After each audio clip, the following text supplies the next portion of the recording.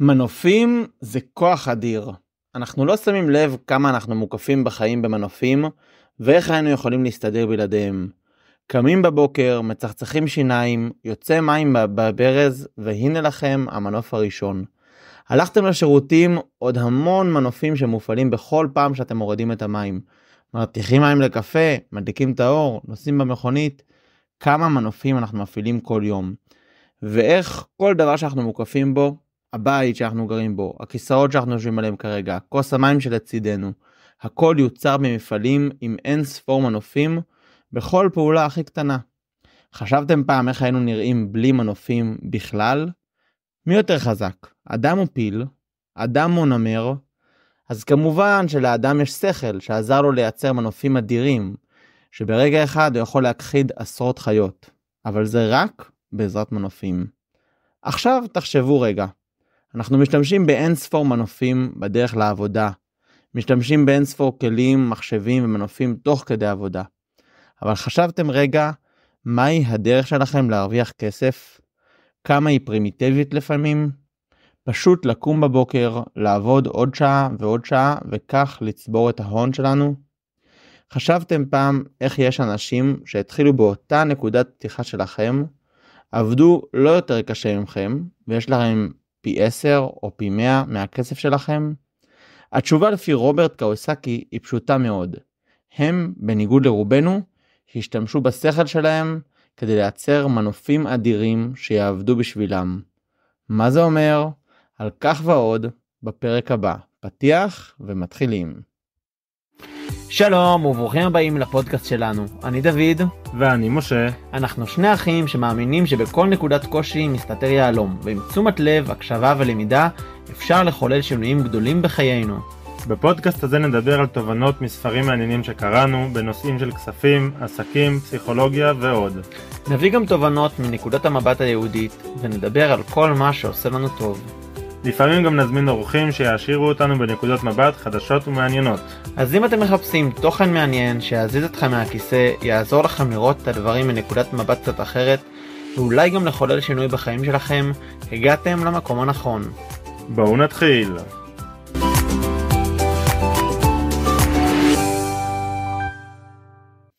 וואו, איזה כיף. פודקאסט רביעי, שלישי בסדרה של הפסיכולוגיה של הכסף. כן, לגמרי. וואו. נו, אז מה אתה אומר, משה? היום אנחנו נדבר על הספר של רוברט קאוסקי. עוד פעם רוברט? מה לעשות, יש לו ספרים טובים. לפרוש צעיר, לפרוש עשיר. וואו. עכשיו, עוד לפני שנדבר מה הספר אומר, הייתי רוצה לשאול שתי שאלות על הספר הזה. אוקיי. האם אנחנו רוצים לפרוש? והאם רוצים להיות עשירים? ולפרוש צעירים. אז לפרוש, יש לי איזה וורט על לפרוש. מה זה אומר לפרוש? לפרוש זה מה שאתה יכול להפסיק לעבוד. אתה מפסיק לעבוד. עכשיו, יש ביהדות, יש מושג של פרישות, של להיות מופרשים מהעולם הזה. עכשיו, אדם שהוא פורש מהעבודה, אז הוא יכול להיות גם מופרש מהעולם הזה. כשאתה צריך כל הזמן לעבוד, כל יום לעבוד עוד ועוד ועוד ועוד, אז אתה כל הזמן קבוע לעבודה, קבוע לחיים. וכשאתה יכול לפרוש ולא להיות מחויב לעבודה היומית, אז אתה יכול להיות גם פרוש מהעולם ופנוי למה שאתה רוצה לעשות. וואו, זה וורט ממש חזק ומהפכני, ונראה לי, אני לא יודע כמה אנשים הבינו אותו, אני אתן אותו טיפה במילים שלי גם. מה זה אומר פרישות? הרבה פעמים אנחנו מדמיינים פרישות כמו איזה בן אדם כאילו שמאוד מאוד מתנזר מהעולם הזה, ועושה רק את המינימום שבמינימום שבמינימום שבמינימום. אבל משה אומר, רגע, מי אמר? יכול להיות, באמת נניח שאני רוצה להיות פרוש, ושלא יעניין אותי הכסף בכלל, ואני נטו יתעסק בצורכי העם, צורכי הארץ, צורכי הכלל, צורכי הציבור, ישב וילמד תורה בכולל, לא יודע מה. בשביל שאני אוכל לעשות את זה, אני צריך שהכסף לא יחנוק אותי כל כך, כי אני צריך באמת להפסיק לחשוב על הכסף, לחשוב נטו על הפרישות. ויש משהו בפרישות, שמה שמאפשר לך באמת להיות פרוש, וזה קצת על דרך עבורת, אבל מה שמאפשר לך להיות פרוש, ובאמת לעשות מה שאתה רוצה, ואפילו דברים מאוד מאוד נעלים וגדולים, זה דווקא זה שכבר לא תהיה תלוי בכסף. כן. טוב, מה איתך דוד? האמת שגם לי העבוד, עכשיו אנחנו עוד רגע בחודש אלול, יום רביעי, עכשיו אנחנו מקליטים את הפודקאסט בראשון בערב, אז זה ממש עוד כמה ימים, ויש משפט של הרב קוק, שאני מאוד מאוד אוהב, שהוא הולך איתי כבר כמה שנים, הוא אומר, המשפט הזה אומר, עיקר הנפילות באות, מפני שאינו מאמין בקלותה של התשובה. עכשיו זה משפט מאוד מאוד עמוק, הוא בעצם אומר, למה אנשים לא עושים תשובה? למה אנשים נופלים שוב ושוב ושוב לאותו בור? כי הם לא מאמינים בקלותה של התשובה, הם לא מאמינים בקלותו של השינוי, הם חושבים ששינוי זה דבר מאוד קשה ומאוד מאוד מורכב. וזה נכון, לעשות שינוי זה דבר שהוא מאוד מאוד מורכב.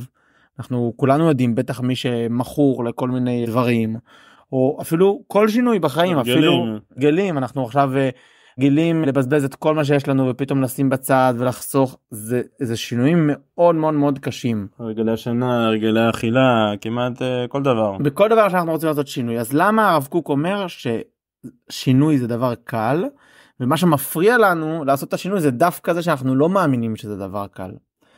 אז אני חושב שהספר הזה, הוא ממש בא לענות על זה. אם אנחנו מסתכלים על מנוף, הספר מדבר המון המון על מנוף. אם אנחנו מסתכלים על מנוף, ניקח נגיד דוגמה של אופני ערים, אופני הילוכים, בסדר? אם עכשיו יש לי עלייה מאוד קשה, ויש לי את האופניים הישנות לפני שהמציאו את האופני הילוכים, אז מאוד יהיה לי קשה לעלות את העלייה הזאת, נכון? אגב, גם האופניים הרגילות זה מנוף. נכון. שם גלגל שיניים, אתה מסובב פדל. נכון. והוא מסובב גלגל. האופניים הראשונות לא היו ככה, היו עם אפס שרשרת, זה היה נטו, היית מסובב את הגלגל. נכון. כמו חד אופן כזה.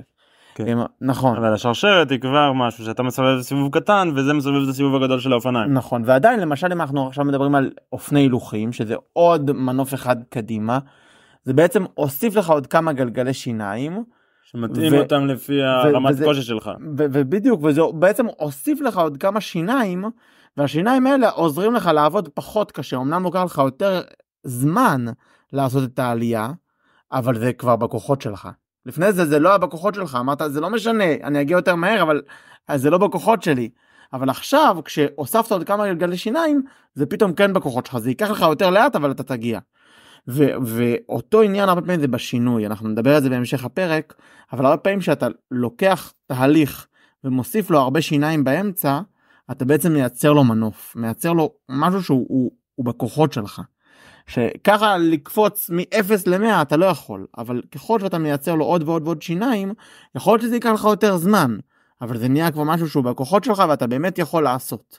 אז עיקר הנפילות באות מפני שאינו מאמין בקלותו של התשובה, אני אומר צריך להאמין בקלותו של השינוי, והרבה פעמים זה פשוט לפרק את זה, להמון המון המון שיניים קטנות, ממה מורכב השינוי, ואיך אני עושה אותו, ואז באמת אפשר להצליח לעשות את השינוי, לחזור בתשובה. מעניין. בעצם אומר, הקלות של התשובה, הקלות של השינוי, זה לא איזה, אתה אומר, זה לא משהו מיסטי להגיד, אוקיי, תעשה אוקוס פוקוס ויש שינוי. אלא, אתה אומר, זה צריך לעשות פה תהליך. אתה תפרק את השינוי לדברים קטנים, ואז הוא קל. בדיוק. תפרק את התשובה לדברים קטנים, דברים קלים שאתה יודע לעשות אותם, שאתה מבין אותם, שהם בכלים שלך, אז זה יהיה קל. וזה גם משהו מאוד מאוד עמוק, כי אני חושב שבכללי אתה נתקע באיזה משהו, זה יכול להיות בכל דבר בחיים, זה יכול להיות בזוגיות, זה יכול להיות בעסק, זה יכול להיות מול הילדים, זה יכול להיות כל דבר. ברגע שאתה נתקע, זה אומר שאתה לא מאמין בקלותו של השינוי, אתה פשוט אומר, זה נראה לי כמו הר, זה נראה לי משהו כמו שהוא בלתי אפשרי. ואז הרבה פעמים אתה צריך ללכת ולפנות למנוף. מנוף זה יכול להיות עזרה מקצועית, זה יכול להיות יועץ, זה יכול להיות כל מיני דברים שעוד נראה בהמשך, אבל זה בעצם עוזר לך לצלוח את הדבר הזה, והרבה פעמים מנוף הוא בעצם מפרק לך את זה להרבה הרבה שיניים קטנות, ואז פתאום זה נראה לך בסדר. זה יכול להיות דרך מאוד מאוד ארוכה, אבל זה פתאום נראה לך כבר אפשרי, ובעזרת הדרך הזאת אתה באמת יכול לעשות את השינוי ולהצליח להיות במקום אחר. טוב, בואו דיברנו, נכנסנו פה לתוך הספר כבר על המנופים, אז אני אומר בוא ניקח רגע צעד אחורה ונדבר בכלל מה זה מנוף. אוקיי. מה זה מנוף? דיברנו, יש מלא מנופים, כל דבר הוא מנוף. בספר הוא מדבר על זה שבעצם יש דרך מהירה ודרך איטית. דרך איטית, כמו שאתה אומר, אתה יכול ללכת ברגל, זה דרך איטית, זה בלי מנוף, אתה יכול ללכת לנסוע באופניים, זה יותר מהיר, זה עם מנוף.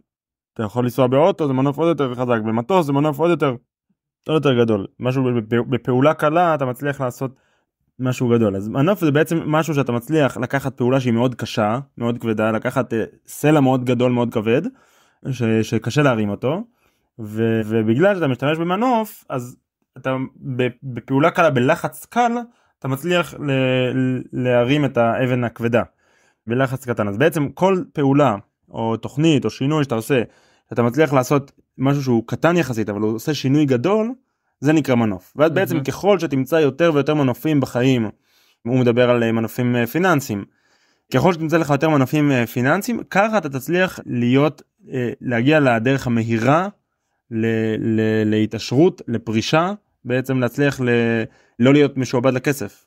כן. אני מגדיר את המנוף בשתי מילים, מכפיל כוח. זאת אומרת, יש לי את הכוח שלי, ואני רוצה ליצור מכפילי כוח. מבחינתי מנוף זה מכפיל כוח. כן, מכפיל בהרבה. עד כדי כך ברמה שטייס עכשיו הוא לוחץ על כפתור ומטיס מטוס עם 300 אנשים בגובה מטורף בשמיים ובמהירות מטורפת. כמה קשה לו לעשות את זה? כלום, כי כבר יש לו שם אלפי מנופים שעושים את זה והוא עושה פעולה מאוד מאוד אדירה. טוב, אז עכשיו עד כאן זה הדברים המדהימים במנוף. עכשיו, מנוף צריך לזכור גם שיש בו סיכון, כמובן. אתה יודע, אם אתה עולה על מנוף, אתה יכול ליפול. יש לי סיפור על זה. סיפור מהשבוע, לא יודע, נראה לי אתמול, אולי אפילו היום, אני כבר לא זוכר, אני באמת ששעות שאני כבר לא, הראש פחות עובד. הבן שלי ישב לידי באוטו, ואומר לי, אבא, אני עוד מעט מגיע לדוושות, למה אני לא יכול לעשות רישיון? הוא בן 10. אמרתי לו, זה לא עניין של להגיע לדוושות או לא להגיע לדוושות, מבחינת להגיע לדוושות אין בעיה, יש אנשים נמוכים ועושים רישיון, ויש אפילו אנשים גם עם נכים, ויש להם כל מיני רכבים מותאמים שנוהגים רק עם הידיים או כל מיני דברים כאלה, ואין בזה שום בעיה. למה לא נותנים לילדים לנהוג? לא בגלל שהם קטנים בגוף, אלא בגלל שהם לא מספיק בוגרים. ורכב זה דבר מאוד מסוכן, ובשונה מללכת ברגל, או לנסוע עם הבימבה, או לנסוע עם האופניים, שמקסימום תתנגש בעץ וטיפול, אז פה אם אתה תעלה על רכב, וקצת תרחף, או קצת תתעצבן על אח שלך, או משהו כזה, אתה יכול למצוא עצמך מתנגש בעץ, אבל זה כבר לא יהיה נעים. אז מנוף באמת, ככל שהמנוף הוא יותר עוצמתי, ככה גם הסיכון שלו יותר גדול. במובן הכי פשוט, תיקח מנוף שמרים עכשיו בלוקים לבניין, בסדר? אתה לא כל אחד יכול לעלות עליו, צריך רישיון למנוף, אתה צריך לדעת איך הוא עובד, מה הכללים שלו, מה כללי הזהירות, כללי בטיחות. ככל שהמנוף הוא יותר עוצמתי, ככה הסיכון שלו יותר גדול. עכשיו, אתה רוצה לדבר על מנופים פיננסיים, שהוא קצת מדבר עליהם בספר? מה? אתה רוצה לעבור פשוט על הרשימה שעשית, או שאתה את הרשימה תשלח בקבוצה ותעשה רק... זה לא רשימה, אנחנו נדבר על כמה דוגמאות. בסדר? בוא נדבר על כמה דוגמאות שהוא מדבר על זה. עכשיו, נתחיל אולי המנוף הפיננסי הכי קל ופשוט, זה בעצם לקחת הלוואה של כסף, ולהשקיע אותה. להשקיע אותה במה? זה יכול להשקיע אתה יכול להשקיע אותה בעסק שלך, אתה יכול להשקיע אותה בנדלן, אתה יכול להשקיע אותה בשוק ההון, בכל משהו שהוא ייצר לך תשואה. עכשיו, למה זה הכי פשוט? אתה לוקח כסף שהוא לא שלך, אתה לוקח כסף של מישהו אחר, כסף של הבנק, כסף של אחרים, ומלווה אותו. הוא אומר את זה בספר, כמה זמן לוקח להרוויח $1,000,000, וכמה זמן לוקח ללוות $1,000,000. ללוות $1,000,000 זה בכפתור אחד. עכשיו, לא לכל אחד ייתנו ללוות $1,000,000, אבל זאת אומרת, אז תשיג, תדע מה הדרך שילוו לך $1,000,000. עכשיו, כמובן, מובן מאליו שזה עם סיכון גדול, דבר כזה. ואולי תכף נדבר יותר על הסיכונים של זה. אבל זה משהו פשוט, זאת אומרת, יש לך מנוף, אם אני עכשיו הייתי רוצה לחסוך שקל לשקל, וכדי להשקיע, כדי לקנות בית, היום בעצם כמעט כל מי שקונה בית, הוא משתמש מנוף במשכנתה. יש לו הון עצמי של 20%, 30%, 40% מהדירה, ואת רוב הדירה, רוב האנשים שקונים היום בית בישראל, את רוב הכסף הם לוקחים ממשכנתה, ממינוף. הם אומרים, אני יכול עכשיו לחכות 30 שנה, לצבור כל חודש כסף, ועוד 30 שנה יהיה לי כסף לדירה, ואני יכול לקחת הלוואה, ולקחת את הבית עכשיו, ולהחזיר את הכסף הזה. עכשיו, אם בית הוא השקעה או לא השקעה, זה כבר עניין אחר, איזה בית בחרת. אבל צריך לשים לב כמה ריביות אתה משלם, כי לפעמים אתה לקחת הלוואה של 1,000,000, אבל אתה משלם עליה 2 מיליון. כמובן כל דבר שאתה משתמש במנוף, אתה צריך לדעת לאן אתה רוצה להגיע, ואז אם הוא מביא אותך למקום שאתה רוצה להגיע. אבל זה קיצור דרך, מנוף זה קיצור דרך, לקחת את זה קיצור דרך. עכשיו, עוד משהו שהוא קיצור דרך, זה להשקיע את הכסף, להשקיע לעומת לחסוך. אם אתה רוצה לצבור כסף, אז אפשרות אחת זה לחסוך, כל חודש לחסוך קצת כסף. להשקיע את הכסף במקום שהוא נותן לך תשואה ויש לך ריבית דריבית, אז זה מכפיל כוח מטורף. הכוח של ריבית דריבית זה מנוף פסיכי. עכשיו אומרים שאלברט איינשטיין אמר שזה הפלא השמיני בתבל, איך שריבית דריבית עובדת. אז זה נגיד, זה גם להשקיע.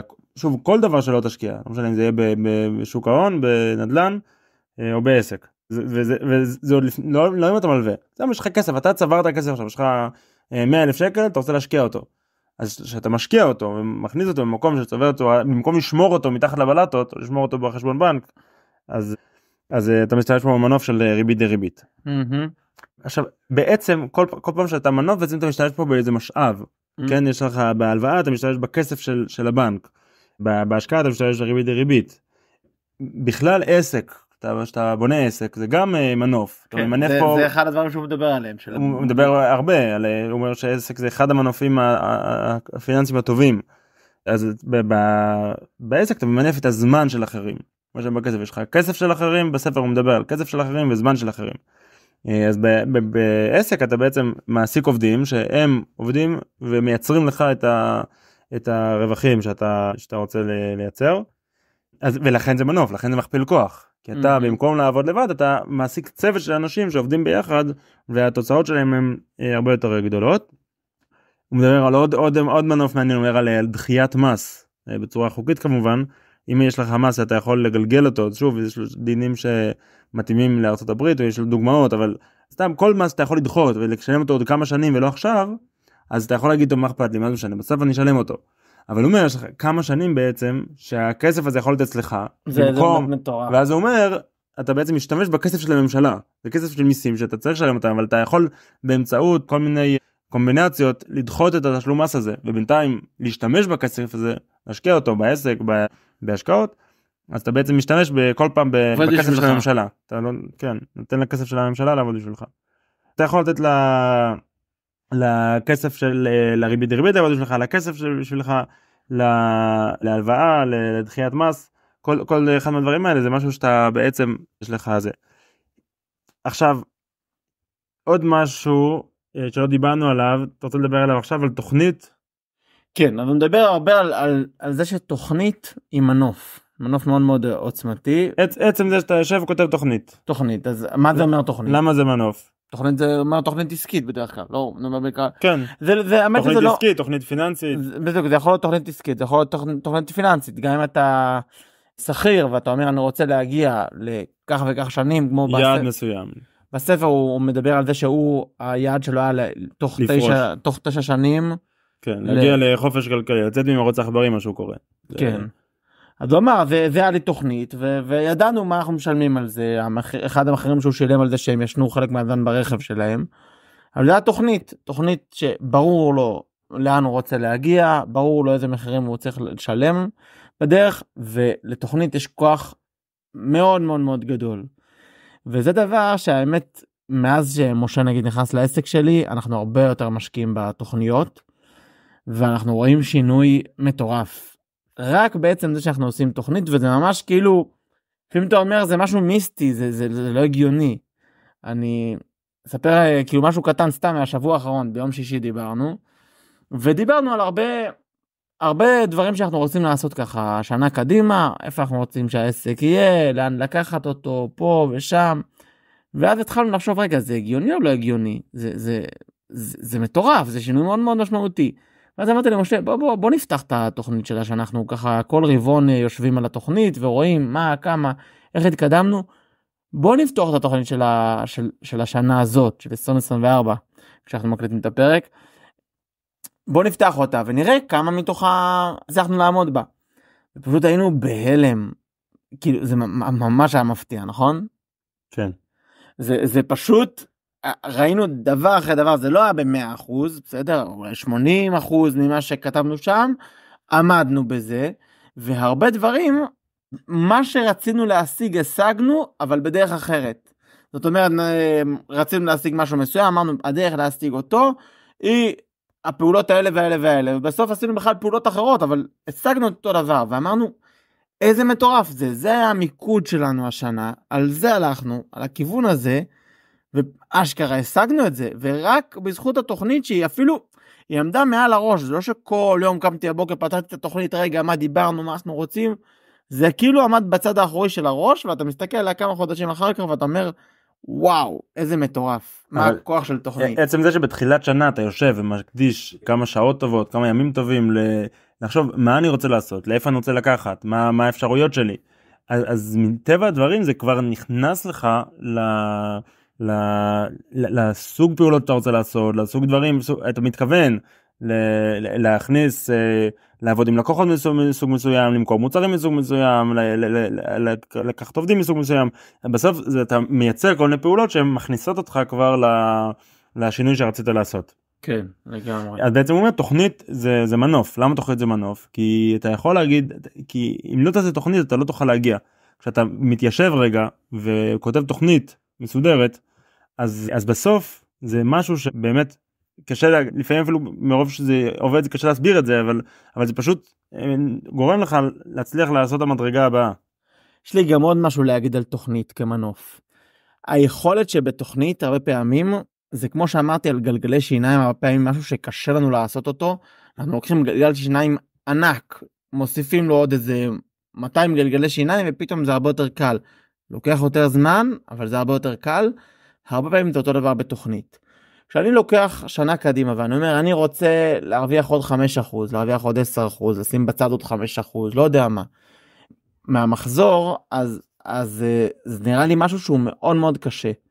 אבל כשאני הולך ומפרק את זה לפרוטות, אני אומר, אני צריך להתייעל פה ופה, אני צריך להכניס עוד עובד, אני צריך לעשות ככה וככה וככה וככה, זה יכול להיות 30 או 40 פעולות, וכל פעולה בפני עצמה היא נראית לי סבירה.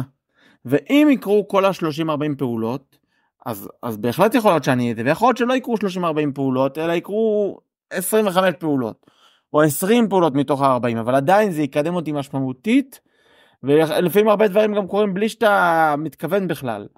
אבל עצם הכיוון והחלוקה להרבה שיניים קטנות, זה כבר יוצר סוג של גלגל ענק, שיכול לקחת אותך ממצב של שינוי בלתי אפשרי, למצב שאתה אשכרה עושה את זה. כן. עכשיו, מה הבעיה במנוף? כמו שדיברנו על זה קצת בהתחלה. בעצם מנוף זה, בכל מנוף, זה משהו מעניין להסתכל עליו, שכל מנוף שאתה לוקח, הוא בעצם כמו השקעה. עכשיו, אם אתה דיברנו על השקעת כסף, ברור שזה השקעה, לקחת הלוואה לצורך השקעה, זה ברור שזה השקעה, אבל מעניין להסתכל על תוכנית כהשקעה. מה זאת אומרת שתוכנית היא השקעה? שאתה בעצם אומר, אני עכשיו משקיע את הזמן שלי, בדרך כלל אתה משקיע זמן, אולי אתה משקיע כסף אם אתה הולך למישהו שיעזור לך לכתוב תוכנית, או שאתה לא... כן, אבל נניח שאפילו שזה זמן, אתה משקיע זמן בסוף זה גם כסף. אתה משקיע זמן בכתיבת תוכנית, כי אתה אומר, אני בסוף, אני צריך שזה יחזיר את זה ויותר. עכשיו, כמו כל השקעה, אתה אומר, אני רוצה לדעת מתי זה יחזור, כמה יחזור, ומתי זה יחזור. אחרת, זה לא באמת מנוף. אם אני כותב תוכנית, תמיד תוכנית, התפקיד שלה להביא אותי לדבר הבא, לנקודה הבאה. אם אני רוצה לעשות כמו שעשיתי השנה, אני לא צריך תוכנית, אני אגיד, אוקיי, בוא נמשיך. כן. אם אני רוצה לעשות תוכנית מאוד פשוטה, אני אומר, אני רוצה עכשיו להעלות את כל המחירים ב-10%, כי אני רוצה עכשיו אוקיי, אז תעשה את זה, אתה לא צריך תוכנית לזה. אם זה פעולה. תוכנית היא תמיד מורכבת מסט פעולות. כן. וסט פעולות, והיא בדרך כלל מוגדרת ממטרה, שהמטרה עצמה היא רחוקה, אבל רחוקה כזאת שאתה יכול להשיג אותה. והתוכנית עושה לך את הגשר, איך להגיע. הרבה פעמים המטרה היא בכלל מטרה ל5 שנים. ואז אתה מפרק את זה במטרה לשנה, ואז מטרה לרבעון. נכון. עכשיו, אם לא היית יושב ומקדיש את השעות של ההשקעה האלה, היה לך מאוד קשה להגיע לשם. נכון. מאוד קשה להגיע ליד. וההשקעה הזאת, היא בסוף השקעה שמחזירה את עצמה. עכשיו, אבל שוב, אתה צריך להתייחס לזה כהשקעה, כדי שזה באמת יניב את הערך המוסף שלו. אני תמיד מדמה את זה להשחזת הגרזן. אני לא יודע, בטוח אני לא מספר את הסיפור כמו שצריך, אבל מסופר על איזה קבוצה שנתנו לה לחטוב עצים ביער. ואמרו להם שהם צריכים לחטוב 10 עצים, ולקח להם המון שעות, לא יודע, 10-12 שעות לחטוב את 10 עצים. והם חזרו אחר כך, ראו אחד מהחבר'ה שסיים אחרי 2 שעות. אז אמרו, איך סיימת כל כך מהר? אז הוא אמר, אני 1:50 אני עבדתי על להשחיז את הגרזן, ואז ב10 דקות הורדתי את כל 10 עצים. אז בטח הסיפור הזה מסופר טיפה אחרת, אבל העיקרון הוא ברור. הרבה פעמים אתה משקיע הרבה אנרגיה בהשחזת הגרזן, אבל אז אחר כך כשאתה נותן את המכות, הן מאוד חדות ומאוד מדויקות, ואתה מקבל את התוצאה הרבה יותר מהר. אותו דבר זה בתוכנית, אתה בעצם בונה הרבה גלגלי שיניים, הרבה משחיז, ולכאורה אתה אומר, מה אתה משחיז כל כך הרבה, לך, עזוב, אל בלבל את המוח, תצא ותעבוד ותביא את כסף והכל בסדר. אבל דווקא זה שאתה עסוק בלהשחיז את הגרזן, אחרי זה מנוף, ואתה יכול לכרות את העצים בזמן הרבה יותר קצר, ובאמת להשיג את מה שאתה רוצה. אני רוצה להתמקד פה, הוא מדבר הרבה על עסק, השקעה של עסק בעסק כהשקעה, ובעצם תוכנית, זה גם יכול להיות תוכנית של עסק. אז אני רוצה לדבר על איך עסק הוא מנוף, איך הוא יכול לקדם אותך למטרות שלך מצד אחד, ואיך הוא יכול להיות מסוכן לך. עכשיו, גם בתוך עסק, כמו שאמרנו, יש תוכנית עסקית, שהיא מנוף, ויש לך ייעוץ עסקי, זה גם מנוף. בעצם, שאתה אומר, אם אתה עכשיו נתקע על משהו מסוים, שאתה לא יודע איך להתקדם, או שאתה לא יודע איך לשווק לקהל מסוים, אתה לא יודע איך להגדיל את המחירות, או שיש לך בעיה שמוגדרת שאתה לא יודע מה היא, או שאתה לא יודע מה הבעיה. אז אתה הולך לייעוץ, ובעצם הייעוץ הוא אמור לפתור לך את הבעיה הזאת, זה גם מינוף בעצם, כי זה בעיה שאתה בעצמך לא היית יכול לפתור, ואתה הולך ליועץ חיצוני שיעזור לך לפתור את הבעיה הזאת. עכשיו, קודם כל זה מאוד מומלץ, אם יש, כאילו בסוף, עסקים זה עבודת צוות, זה לא עבודה של מישהו אחד, זה תמיד בא ביחד, צריך שיהיה לך רואה חשבון טוב, ויועץ טוב, ושותפים ועובדים, בסוף כולם עושים את זה ביחד, אבל מה שמעניין לחשוב על זה בצורה הזאת, ייעוץ עסקי, בעצם זה השקעה. כן. האמת שהייתי מתחיל אולי טיפה לפני שאתה מגיע לייעוץ העסקי, אולי כדי לדבר על עסק בכללי, כאילו שרוברט אומר שעסק זה זה ההשקעה הכי טובה שיש, באופן פשוט. כאילו עם האחוזי תשואה, עם הפוטנציאל תשואה הכי גדול. הפוטנציאל הכי גדול, ומילא זה גם הסיכון הכי גבוה. נכון. מה אתה רוצה להגיד על עסק? לא, אני רוצה להגיד על עסק, שבאמת יש פה סיכון מאוד גדול. הרבה פעמים יש כל מיני, אתה יודע, רצים בקבוצות, בדיוק עכשיו בקבוצות וואטסאפ של היישוב שלנו, מישהו פרסם תשואה מטורפת של 25%. עכשיו, לא יודע, קשה לי להאמין בדברים האלה. יש את התשואות הסולידיות, נקרא לזה ככה, של שוק ההון, של הדברים האלה, של כל מיני מחכות מדד למיניהם, שאתה בעצם משקיע בסל גדול של הרבה מניות, שזה יחסית בטוח.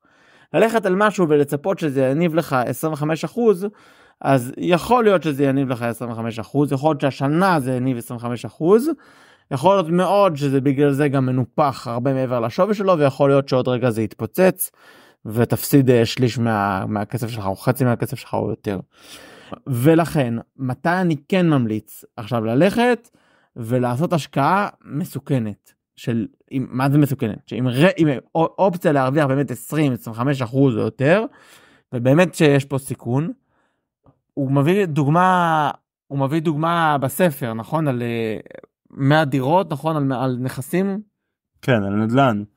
זאת אומרת שכדי לקנות דירה, אז דירה אחת, אז זאת אומרת, אתה צריך, יש לו כלל של 100, 10, 3, 1. נכון. אתה צריך להסתכל על 100 נכסים, להתעניין, לפנות לעשרה, לנהל משא ומתן עם 10 נכסים במקביל, 3 יגידו לך כן, ותסגור עם 1. 3 כאילו יסכימו להצעה שלך ותסגור עם 1. בעצם המודל הזה, או ההסתכלות הזאת, היא בעצם מגדרת את הסיכון. מה זאת אומרת? אתה יכול להגיד, נדל"ן זה מסוכן, זה יש לו 80% להיכשל. נכון, אז הנה, תיקח 100 דירות, ו90% נכשלו. עכשיו, אם אתה היית מספיק מקצוען, אם לא היית מקצוען, היית אומר, נדל"ן זה מעולה, נדל"ן זה טוב. ראית אחד, נדל"ן זה טוב, דירה אחת, נדל"ן, בית זה טוב, אז הנה, לך, תדפוק את זה, יש לך פה דירה למחירה, וואלה, מחיר פצצה, הנתווך אומר לך, הנה בוא תראה, פה תראה איזה מיקום, איזה זה, וכמובן, לא תהיה דירה שהמתווך יגיד, תשמע, זה דירה, אל תתקרב אליה. כל דירה, הוא יציג את הדברים הטובים. תגיד, הוא אחלה, הוא נשמע לי בחור טוב. זה ממש מציאת השנה, ואיך כדאי לך עכשיו לקנות את זה עכשיו. אז עכשיו, אם אתה לא מבין בתחום, ואתה רק שמעת, נדל"ן זה טוב, בוא נלך להשקיע בנדל"ן. ובאת ולקחת את הכסף, לקחת הלוואה, ופתחת את הרחוב, וראית את הדירה, וקנית. אז באמת... ובמקרה שיש סיכוי להרוויח המון, אז גם יש סיכון בדרך כלל. רגע, נכון, אם זה סתם אקראי, אז אתה אומר... זה שווי שוק, הכל בסדר, זה סטנדרטית. קודם כל, הגיוני שלא תרוויח, בטח זה לא מציע, שזה אוקיי, זה משהו סטנדרטי, בסדר, ממוצע. יכול שתעלה כמו כל השוק, כן, בסדר.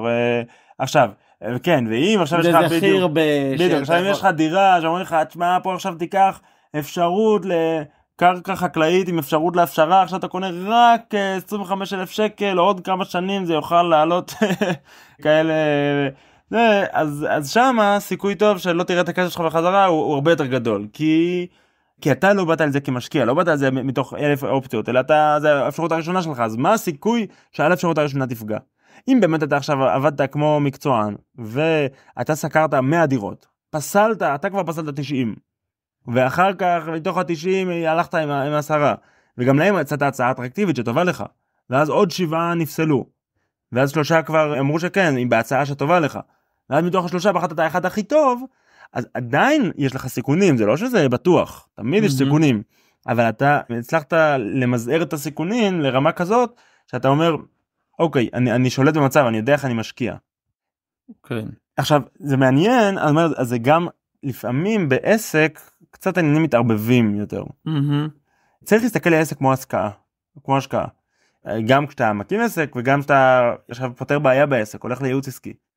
יש איזשהו נטייה כזאת ליועצים עסקיים, או מנטורים עסקיים, הרבה פעמים להגיד, בואו תשקיע בי עכשיו סכום כסף, וזה יחזיר את עצמו בפי כמה וכמה, רק מספיק שאתה תסגור עוד 2 עסקאות בחודש, ועוד תעשה את זה, והנה זה מחזיר את עצמו ברגע, ומכפיל. עכשיו, בעיקרון זה נכון, אבל אם אתה אומר, אוקיי, זה נכון, ואני הולך על זה, יכול להיות שהיועץ עסקי הוא בסדר, אבל הוא כמו המתווך, שמוכיח את הדירה הראשונה שקנית, ואז, אוקיי, או שזה כן נכון, או שזה לא נכון, קשה לדעת. אבל אתה בוודאי לא הלכת על זה כמו משקיע. מה כן? אתה צריך בסוף כמו כל השקעה, אתה צריך לדעת איך להתנהל עם השקעה. צריך קודם כל להכיר את הכללים, איך זה עובד.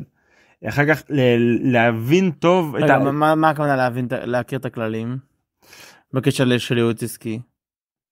קודם כל להבין את הפורמט. מה זה בכלל? מה ההגדרה של ייעוץ? למה הוא טוב? מה הוא בא לפתור לך? הרבה פעמים יכול להיות שייעוץ, שאתה לא באמת צריך ייעוץ, שאתה צריך חיזוק ועידוד ומצב רוח. אני אגיד את זה במילים שלי, הרבה פעמים נכנסת לאיזה וובינר כזה על עסקים, ודיבר שם איזה מנטור, באמת נתן שם אחלה הרצאה, והסביר כמה עסקים הוא לקח והכפיל ושילש וריבע להם את ההכנסות. אני אומר, וואו, נשמע לי מטורף. הוא אומר, כן, בוא תשים עכשיו 4,000 שקל בחודש, למשך שנה או למשך חצי שנה, ובום בום בום, העסק שלך נכפיל לך את ההכנסות. עכשיו הדברים שאתה צריך לשים לב אליהם, לדעתי, זה קודם כל אם אתה יודע בדיוק מה הוא מציע לך, לעסק שלך, אם אתה חושב שזה באמת הגיוני, השלב אחרי שלב אחרי שלב אחרי שלב, אם זה משהו שבאמת אתה חושב שזה תהליך שאתה יכול לעשות, והדבר השני הוא האם אתה יכול לקחת את הסיכון הזה. בסוף כל ייעוץ עסקי הוא חתיכת סיכון. יש ייעוץ עסקי שאתה סתם הולך להתייעץ חד פעמי 2,000 שקל, זה סיכון יחסית קטן.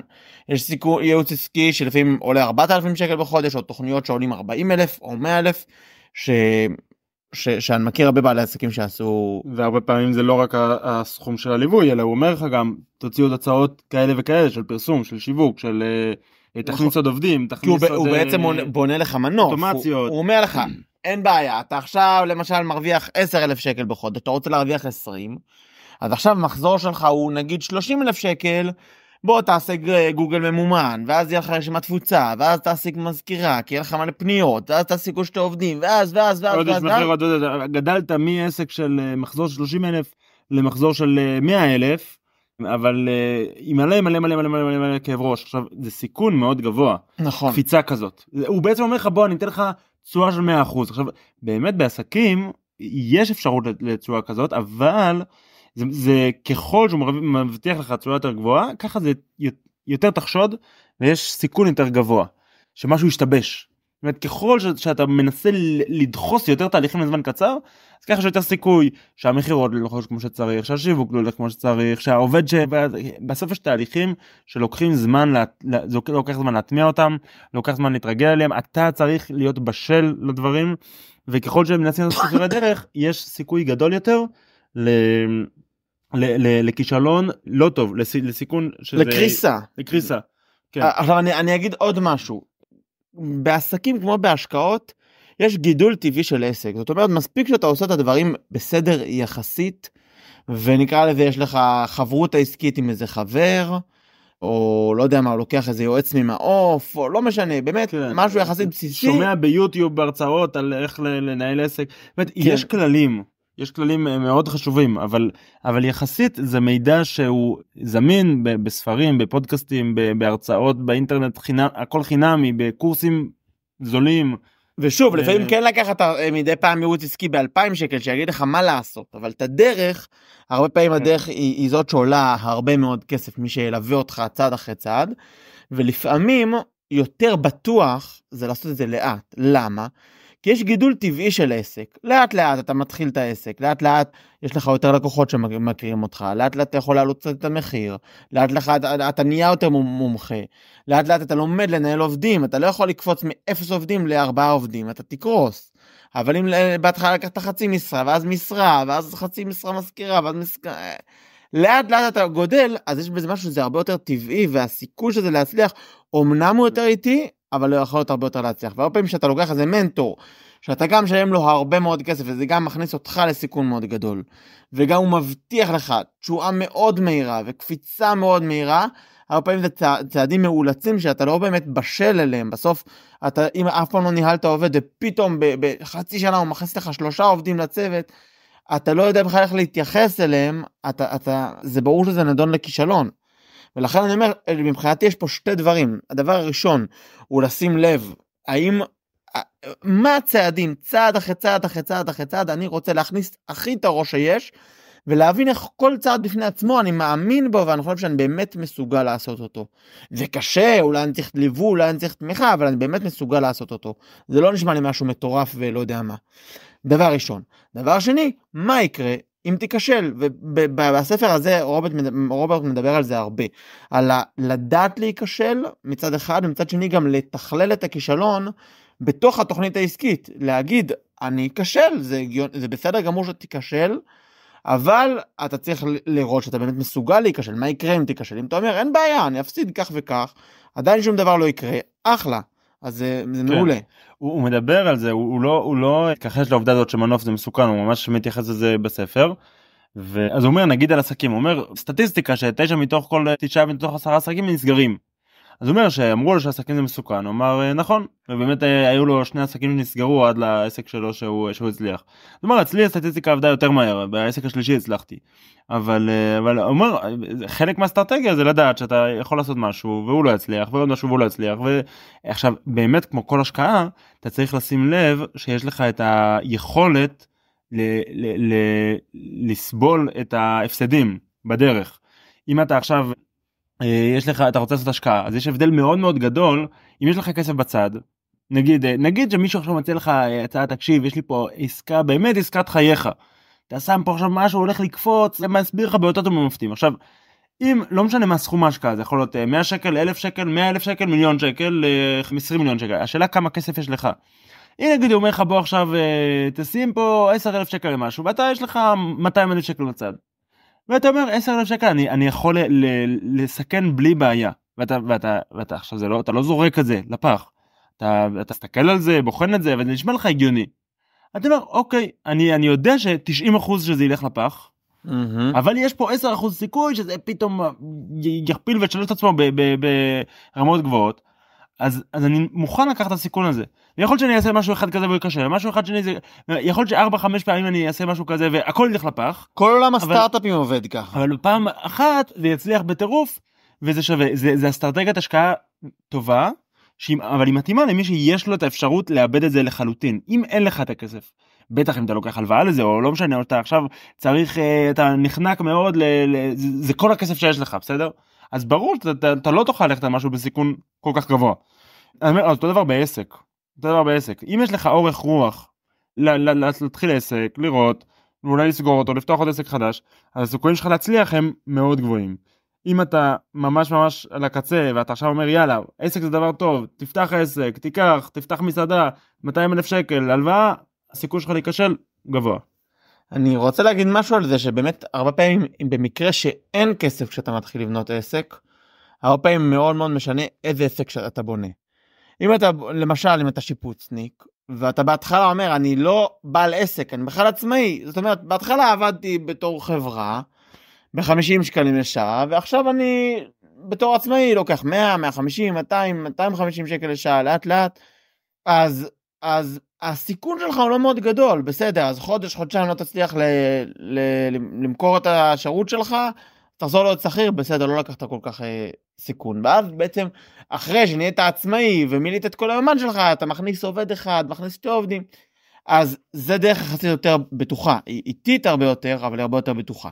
לעומת זאת, בן אדם שאומר, נגיד הוא עבד במסעדה, והוא אחלה, והוא יודע, הוא באמת למד לבשל, ואפילו שף, והוא גם למד למלצר והכל, והוא אומר, מה הבעיה, אני אפתח מסעדה, ייקח 300-400 אלף שקל, לשפץ מקום מאלף עד תף, ואני אין בעיה, נכנס כמה עובדים, ויקים פה אחלה דבר, אז הסיכון שלו הוא מאוד מאוד גדול, כי הוא שם עכשיו על ההתחלת עולם העסקים, 300-400 אלף שקל על סיכון מאוד גדול, ואם לא אכפת לו, ויש לו אבא שעוזר לו, ומקסימום לא יקרה כלום, אז בסדר, אז יכול להיות שזה יצליח לו. אבל אם יש פה סיכון מאוד גדול... מה הכוונה יכול להיות שזה יצליח? שזה, או שזה ילך, או שזה לא ילך, ואם זה לא ילך, אז העסק הבא ילך, ואם העסק הבא לא ילך, אז העסק אחר כך ילך. כן. וזה טוב, זה אסטרטגיה טובה, זה בסדר. כן. שוב, צריך להכניס את הראש, ולראות שיש לזה התכנות, ולבנות תכנית כלכלית. זה לא אימור, אתה לא עושה את זה כאימור, אתה עושה את זה בצורה טובה, אבל אתה לוקח סיכון. כמו שאמרנו על הבית, אתה בודק מהנכסים, מתוך זה וזה, ועדיין... זה עוד משהו שרציתי להגיד לגבי היועץ עסקי, גם שבדרך כלל מישהו שאתה עכשיו רואה פרסום שלו, זה קצת כמו לראות מודעת פרסום בעיתון על בית, שסביר שזה לא תהיה השקעה טובה. כן. או שיש כלל כזה הרבה פעמים במניות.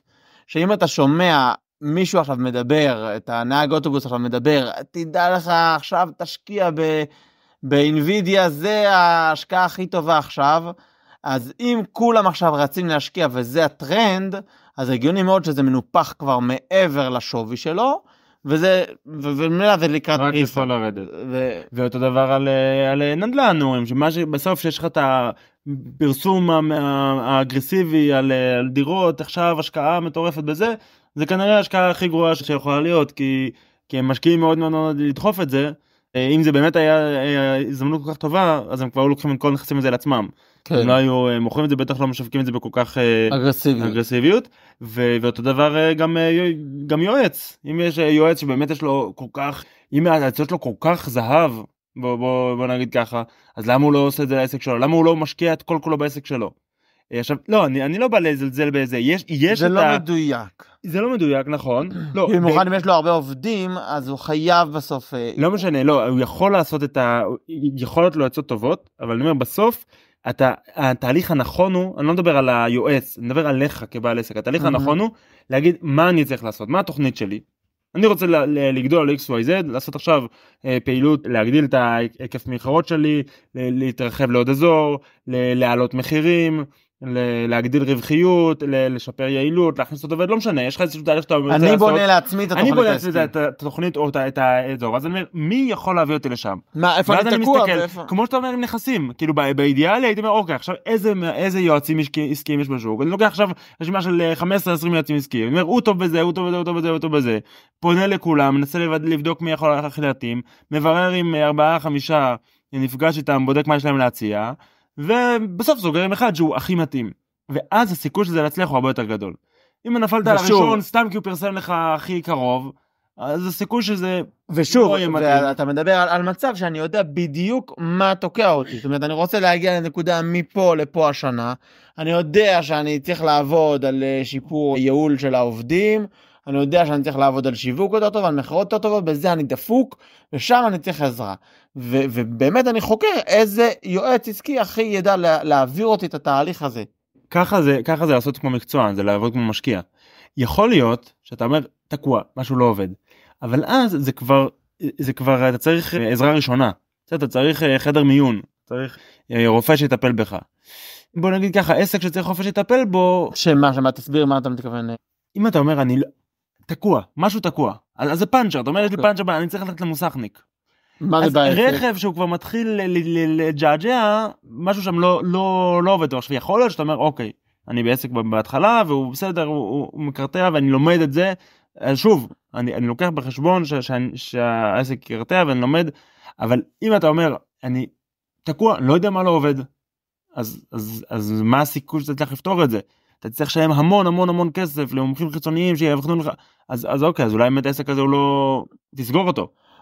או שהעסק הזה הוא תסגור אותו, או שאתה לא מתאים להיות בעל עסק, כי בעל עסק זה מישהו שבאמת מסוגל להכניס את הראש, גם שזה לפעמים קשה, להכניס את הראש בכל הכוח ולהבין, לצלול לעומק הדברים, מה אני רוצה מהחיים שלי, מה אני רוצה מהעסק שלי, מה אני רוצה איפה אני רוצה להיות בעוד 5 שנים, איפה אני רוצה להיות בעוד שנה, איפה אני רוצה להיות בעוד רבעון, מה הדרך לשם, מה תוקע אותי. ואז זה יכול להיות השקעה.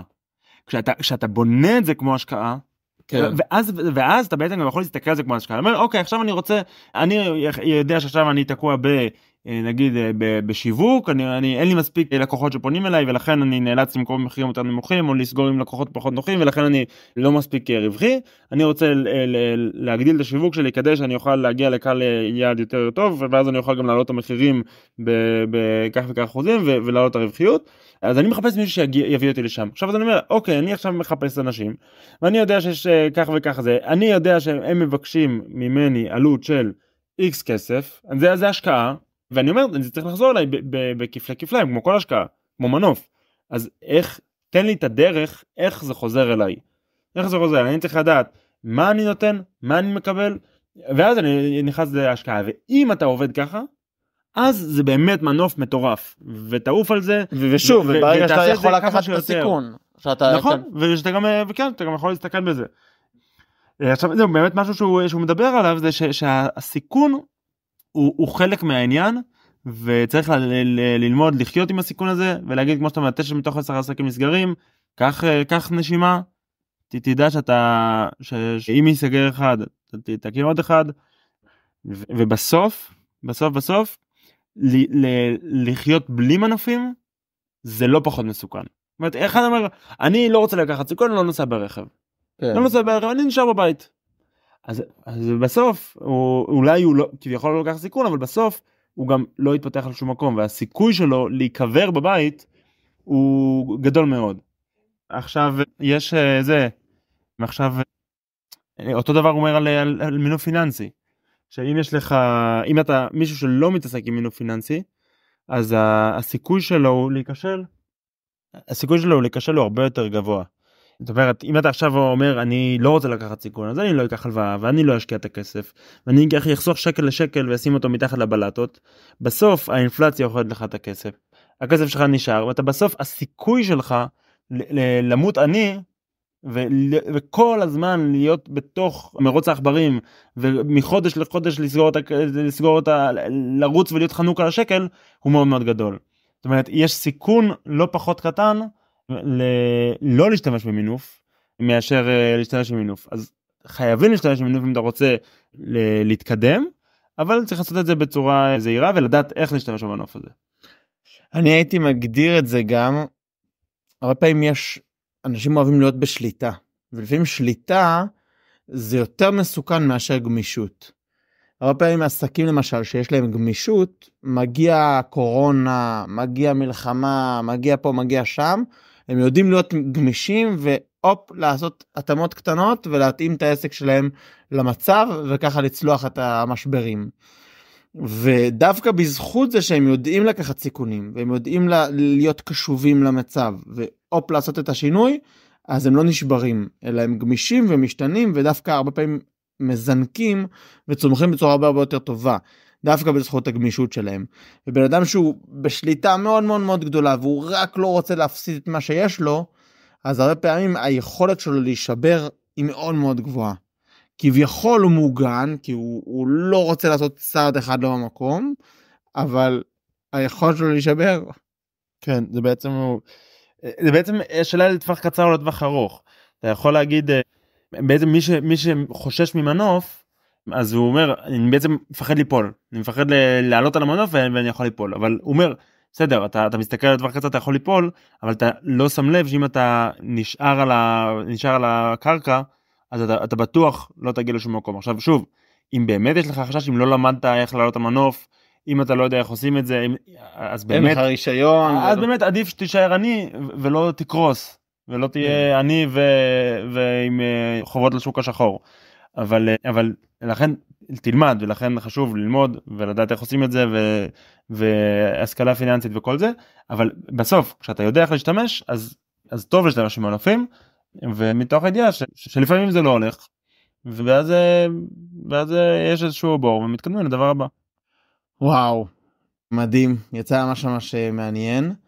זה הזדמנות לומר ששלחת לנו הרבה תגובות, לא הספקנו להתייחס אליהם בפרק הזה, אבל באמת ממש כיף לקבל מכם תגובות, קיבלנו הרבה תגובות, וגם באמת לקבוצת וואטסאפ, שלחנו שם, הצטרפו אנשים, אתם מוזמנים גם להצטרף, ונהיה בקשר. יאללה, להתראות, ביי. פגש בפרק הבא. ביי.